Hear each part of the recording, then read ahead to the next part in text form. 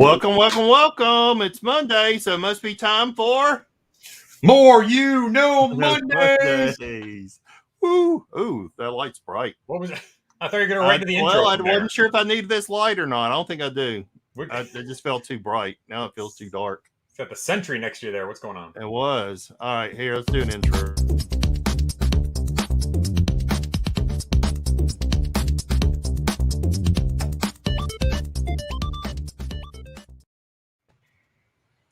Yeah, that's my light whenever I do unboxings and stuff. You know, it makes me look not as bad.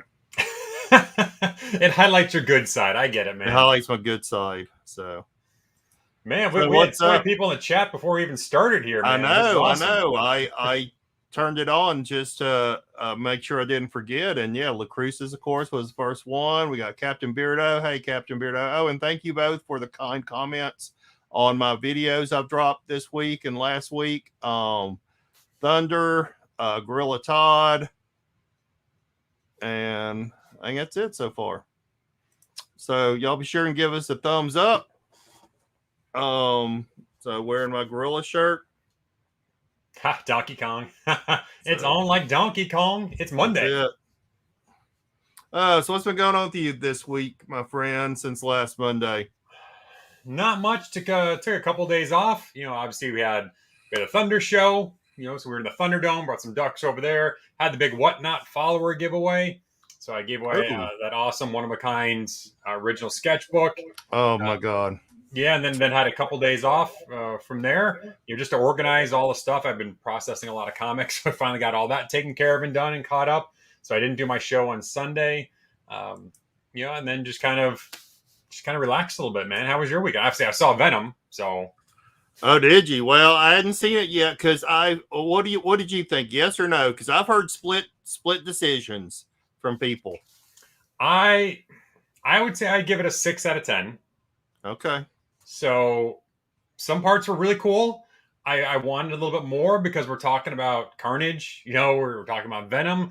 I wasn't a huge fan of the first movie, so I thought this was better than the first movie. But it still left me a little wanting more a little bit. But in the end, you got to stay for the after credit scenes because that's kind of cool. All right. Well, I mean, you know, these things come out on video so quick, you know, I might just have to end up waiting. So, yeah, I mean, you only have to wait probably like a month or two and it'll be out on video. Yeah. So, but it did break. I think it said like $90 million for the 3 days. It broke all kinds of records. So. Yeah. I think it's the biggest gross of the year so far. I know Shang-Chi only did like 72 or something like that its first weekend. But I think it's gotten some fairly good reviews from critics. You know, but like I said, from fans, I've heard mixed. Probably it's been 50-50. Yeah. I think on Rotten Tomato, I think it had like 80% for fans and then like 56 for critics. Oh, really? Okay. Yeah. So it was definitely, I mean, it definitely split. I mean, some people hated it. Some people thought it was pretty good. I haven't found anyone that said it's 10 out of 10 awesome. Right. You know, there's some people that said it kind of sucked and some people that said maybe it's a 7 or an 8. So it's still worth seeing, of course, obviously. You know, it's Venom, it's Carnage. You have to see it. All right. I didn't see it in 3D. Some people saw it in 3D and said it was really cool. So I did not see it in 3D. All right. If I got some time off this week, I'll go see it. All right. So, yeah, I'm sorry I missed all the duck fun on Thursday. You know, we had our they supported the slab event on Whatnot, and the only time I could get was Thursday night, so that was a conflict. But hey, sold a lot of slabs. There you go. Gorilla said it was good visuals, good action flick, couple laughs. I agree with that. Yeah, I've seen the little clips now that are like, I don't know, Venom with like, I don't know, I guess he's in a rave or something. He's got a bunch of. Yeah, he was. Anyway. But yeah. So we'll see if we can schedule around, and if Thunder's going to be on this Thursday, then See if we can schedule around some things, but definitely, trying to pick back up. I've been a little bit absent on whatnot lately, and but it's kind of picking back up a bit. So, story was pretty straight ahead. Yeah, I mean, you're not going to see that for. It's not an MCU like all-encompassing movie that ties into a bunch of things. It's a pretty straightforward. You know what's going to happen. Carnage is going to turn into Carnage. They're going to fight. Venom's going to win. Spoiler. Yeah, I'm pretty short movie. I think it's only like an hour and 40 minutes from what I understand. So, Yeah, it was pretty quick. Of course, you always want more fight scenes, but yeah, it's worth seeing for sure. Yeah, I heard they focused a bit more on the characters and stuff. So yeah, I'm all for character development. But all right, well, maybe I'll make plans. All right, what are we talking about today? Man, I went and I looked at our list of stuff that we had for topics. I wanted to pick something kind of small.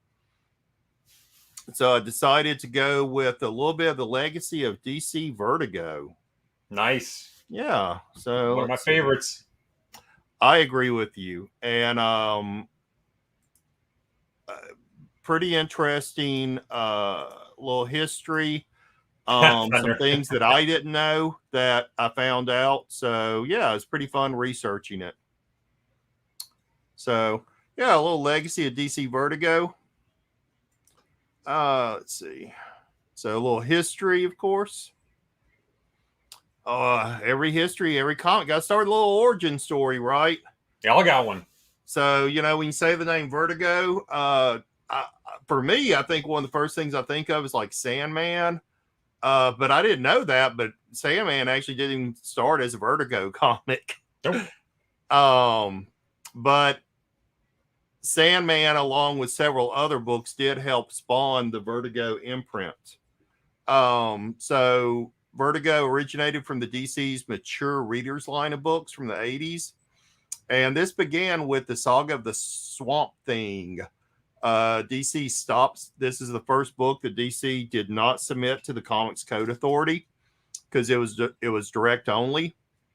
And then following the success of Dark Knight and Watchmen, and I got a cat here, Freeway. Why don't you get over here on this side so I can read? And all these titles had one thing in common. The editor, Karen Berger, and she founded Vertigo in 1993. And the first Vertigo comic was actually Death, the High Cost of Living. So it's one of my favorites. I didn't know it was the first one, though. Yeah, I didn't remember that being the first one. Obviously, I love that one. We talked a little bit about this when we went over kind of like the comics that kind of changed the industry. And we talked about how Karen was editing Alan Moore's Swamp Thing. And because of that, her interaction with Alan Moore and seeing where the story's going, that's what really spun into the kind of development of Vertigo on there. But yeah, like I said, I knew Swamp Thing. I knew Sandman didn't start in that realm.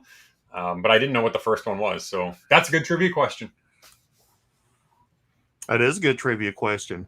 But I believe Karen was the editor on Sandman and several others that we'll talk about.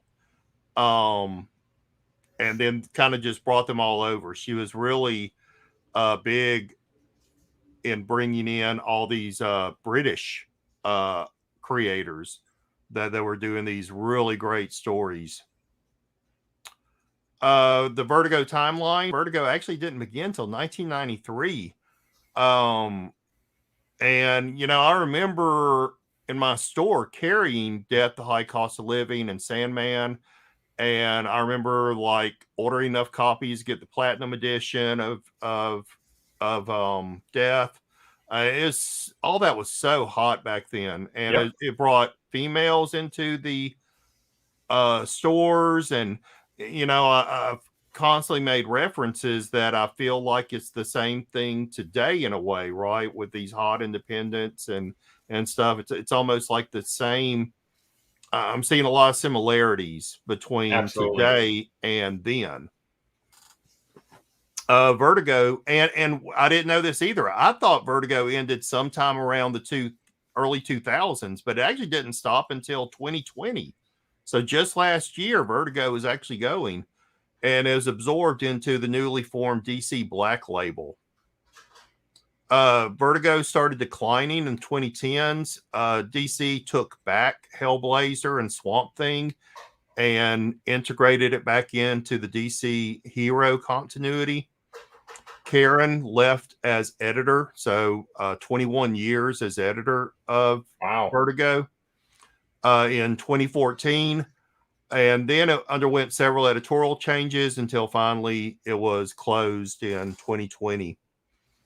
On March 1993, several DC titles was converted to the Vertigo imprint. So all of these, from what I understand, Karen was editor on. I could be 100% mistaken, but I think she was. So one of my favorite titles during this time was Shade the Changing Man. I loved Shade the Changing Man. I still have a complete set. That started with issue 33, Sandman with issue 47, Hellblazer with 63, Animal Man with 57. And that kind of tells you how popular some of these books were, man. I mean, Animal Man, I think Animal Man ended up going, I know, over 100 issues, and Hellblazer, I think, went to 200 or 300 issues. Which is crazy, Yeah, went in the mid 200s for sure. Yeah, nowadays. I'm with you. I collected all those in the beginning as well. Even Animal Man, which even back then wasn't as popular, but Shade the Change Man wasn't as popular, but it definitely had a little bit of a cult following. But for me, like the Doom Patrol, the Grant Morrison run, the Wreckage, oh man, that got me hooked. I love that run. Yeah, and Swamp Thing with issue 129 and Doom Patrol was 64. So, nowadays, I think we don't even, it's like, so let's take for an example, Venom. Venom is restarting numbering, right? It got to number 32.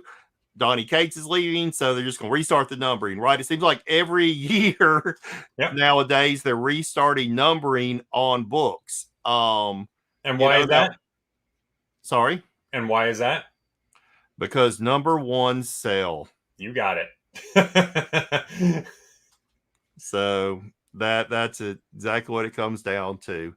That was pretty unheard of back in the day.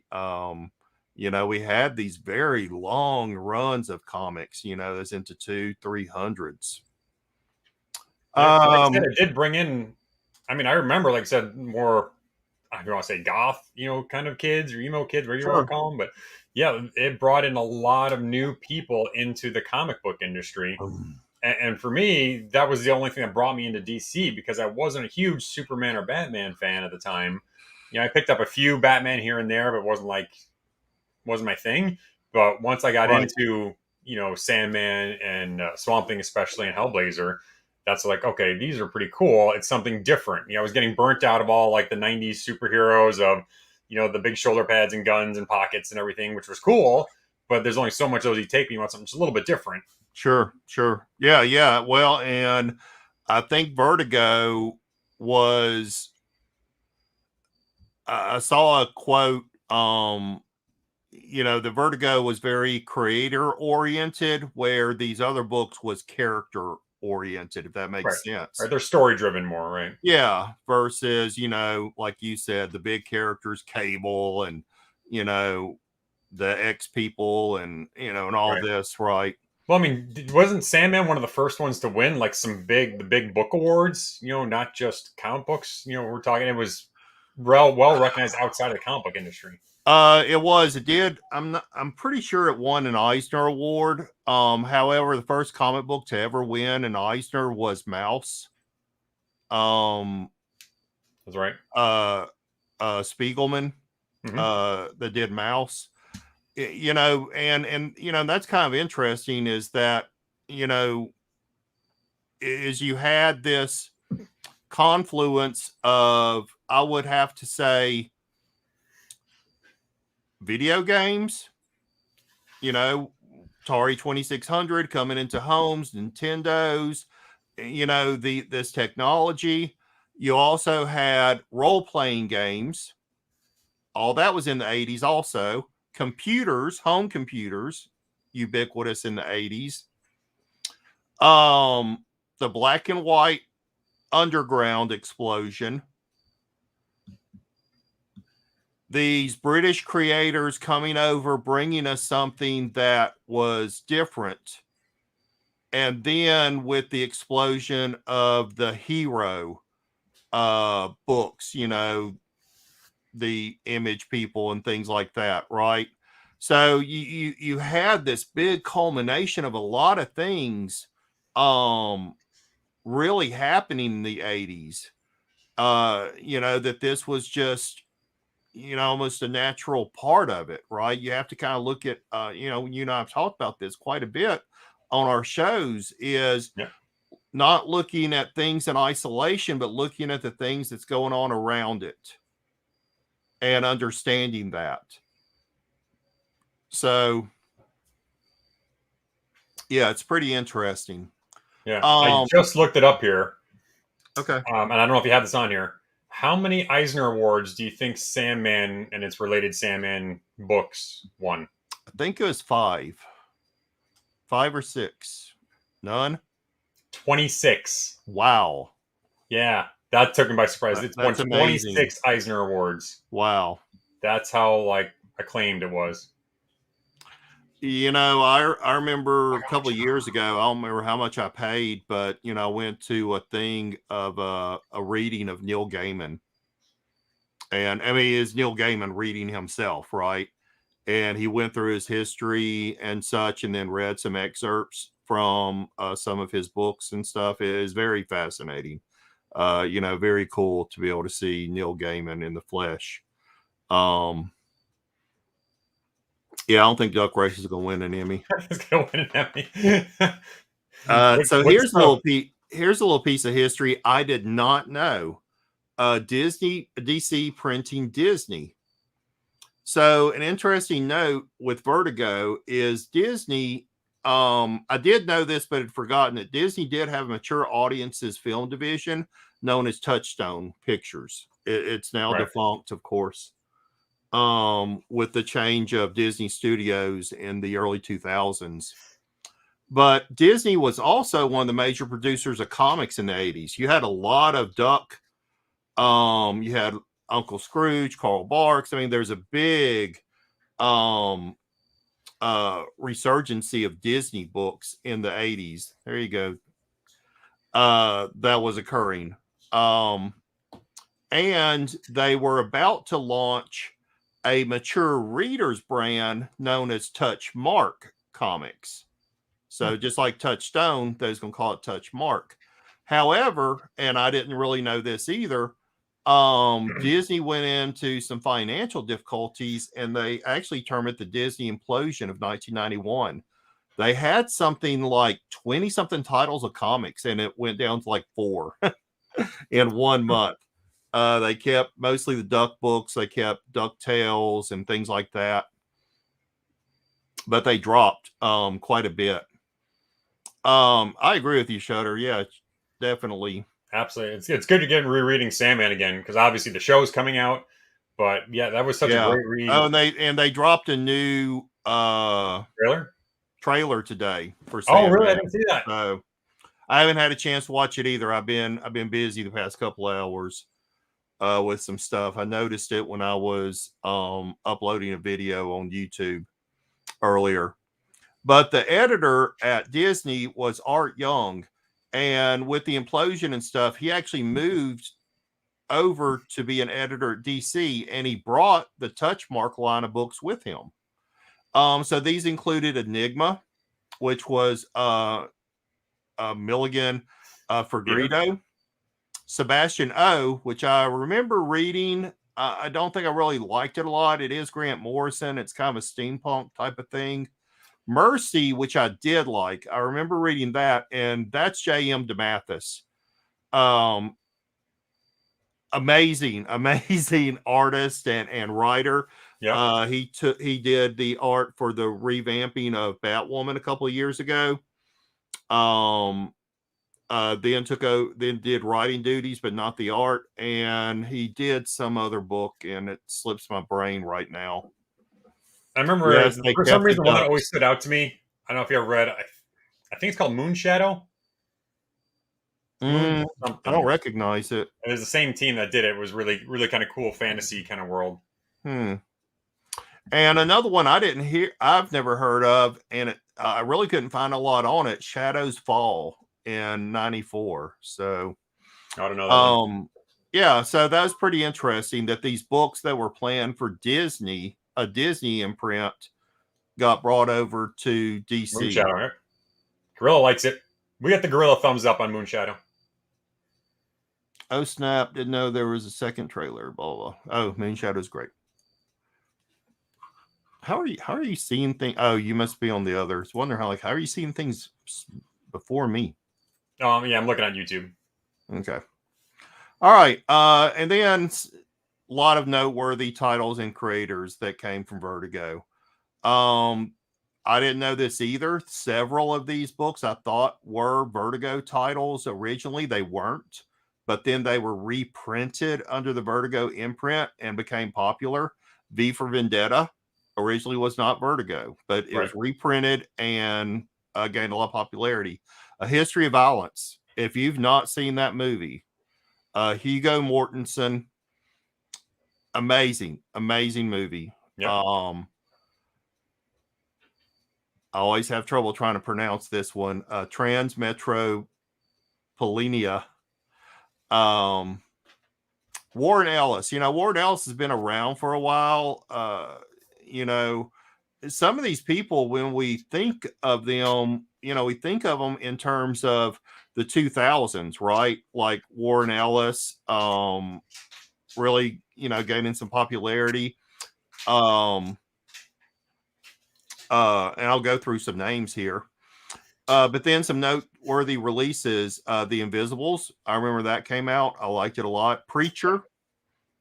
Lucifer, which has been a huge hit for, I believe it's on ABC, and now it's on its third season in Netflix. Yep. Huge. Why the Last Man just started its TV series. Yep. DMZ. I remember the popularity around this. I'm not sure if they did a movie or something. It got optioned. I don't know if it got released yet, but I know it got optioned. Yeah. Fables, which is crazy popular. American Vampire just finished its third series, I believe, in that set. So American Vampire 1976 just completed. Okay. And like I said, I think that's the third mini series. I don't know that one. Of that. Did Transmetropolitan, did that ever become a show or anything? I don't think so. Couldn't remember if it did or not. No, I'm kind of interested. I'd like to look it up and see it. I mean, just that cover. Yeah, Spider, it was a fun read. I didn't read the whole thing, but the first 30 or so issues, it was pretty cool. And you look at all these titles and everything on here. I mean, it's a lot of movies, a lot of TV shows you see on here. A lot, right? We forget how many came from here. I mean, obviously Constantine, Keanu Reeves movie comes from here. Yeah. Definitely. Hey Matthew, how are you doing, my friend? What's up, man? What is up, Rohim? Yep. And then Ferris, which was 2012. And then a lot of artists and writers that got their start with Vertigo. Scott Snyder, very first comic work in Vertigo. Brian K. Vaughan, Neil Gaiman, of course, Jamie Delanto, Peter Milligan, love his stuff. Mm-hmm. Grant Morrison, of course, Alan Moore, J.M. DeMathis, whom we've already talked about. Guy Davis, very underrated artist. Yeah. He did didn't he do Sandman Mystery Theater? He did, I believe. Yes, he did. And Sandman, I could have gone a lot deeper into those things, right? Sandman itself is almost a show on its own, to be honest with you. Sandman began as a Golden Age character, then a Silver Age. No, Golden and then Bronze, and then what we think of with Sandman or Morpheus, which is the Neil Gaiman. But Sandman Mystery Theater, I believe, went back to the Golden Age Sandman. Correct. Yeah. If I'm not mistaken. Yeah. So, John Wagner, Kent Williams, like I said, Warren Ellis, Garth Ennis, Mike Allred, love his work. Ed Brubaker, right? I mean, that guy, of course, everybody knows him for creating Winter. his work on Daredevil, Captain America, and creating the Winter Soldier. But yeah, he started way back then in the mid 90s with Vertigo. And of course, that's just to name a few. I could have listed out hundreds of there's a bunch of people of creators. I know Stuntman there is deep into the Sandman mythology right now. He's been rereading or actually listening to all the Sandman stuff right now. So I'm glad we got into the DC, the dark side. Yeah, and I really didn't even get much into like the 2000s. There was a Human Target, which was right. Yeah, that was a show. Really good. So I just kind of grabbed some things that that I know have been optioned and so why did it kind of go, why did the DC Vertigo go away after it's been around for so long into the Black Label? Did you find anything in that? The only thing I could really understand is DC had these lines kind of going in different directions. They had a young readers line, they had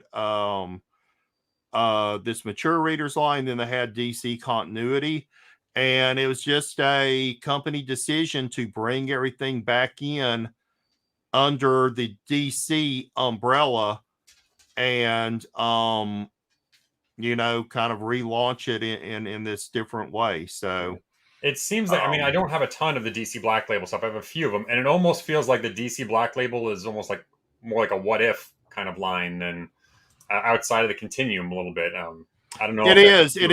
I didn't really, like I said, I could have made this thing probably. I'm trying to do better from like my 20 something slides and talk more.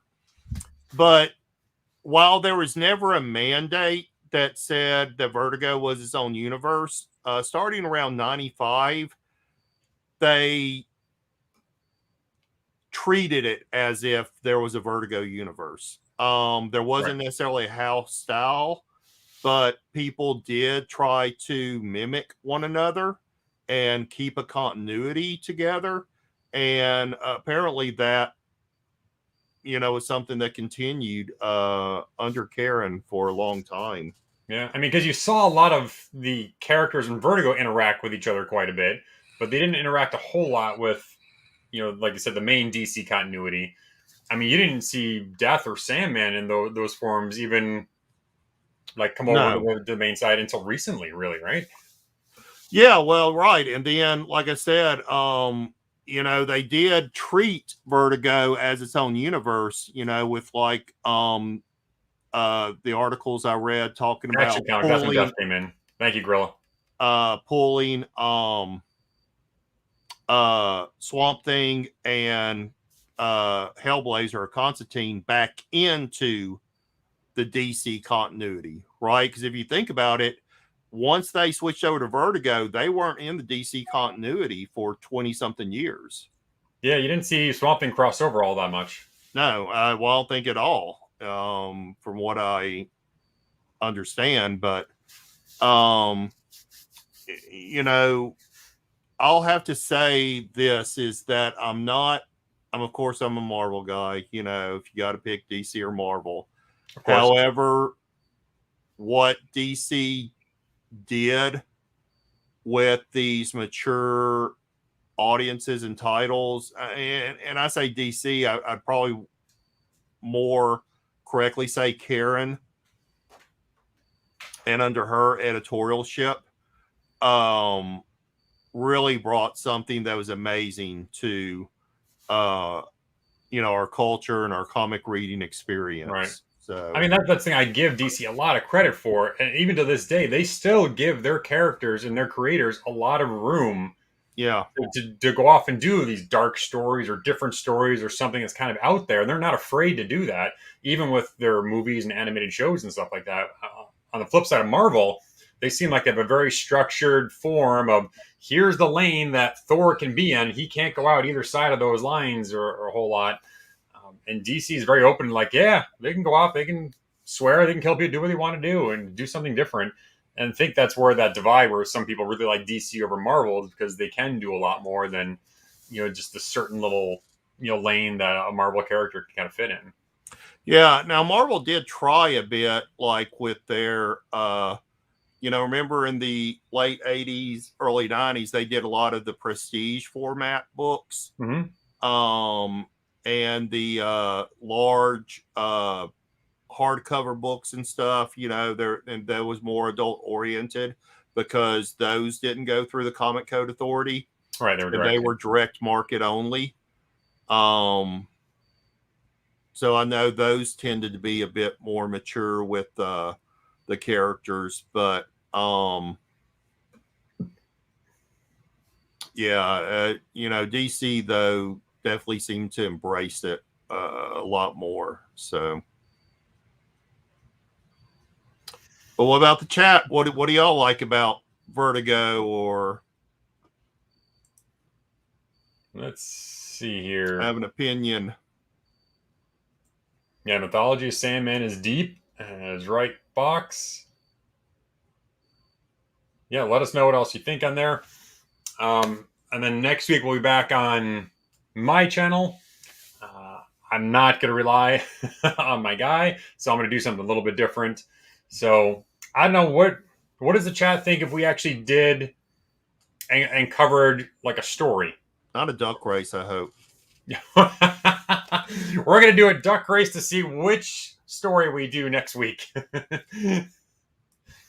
No, instead of maybe doing like a history as far as like how like DC Vertigo was created, like we said, maybe we dive deeper into just a particular story arc and say Sandman, and we dive into that a little bit more. If people would like that, if the chat would like something like that, like I said, still talking about the history, kind of like we're talking about some of these iconic runs and really just talking about that whole thing. Maybe talk about that as a little something different. Yeah, I agree with you. I've often thought about a couple of things. It's like, man, we could really do a deep dive into this, history or such, right? Yeah, to catch people out, especially for something like obviously Sandman show is coming out. I mean, I don't know how many people now have read or are currently reading, go back and reading Sandman, especially the newer generation. Maybe if we did a little story about the whether it's the first part of the Sandman arc or one story arc of it, or even the whole thing, but just a deep dive in just the Sandman stories. And so people can get familiar and understand who the characters are, because there's so many names in there. You get lost pretty quickly. Yeah, I mean, it's really fascinating. I'll be honest, I probably read Sandman up to maybe, I don't know, issue 12 or 15, and that's because I owned a comic book store. I didn't continue collecting it after that.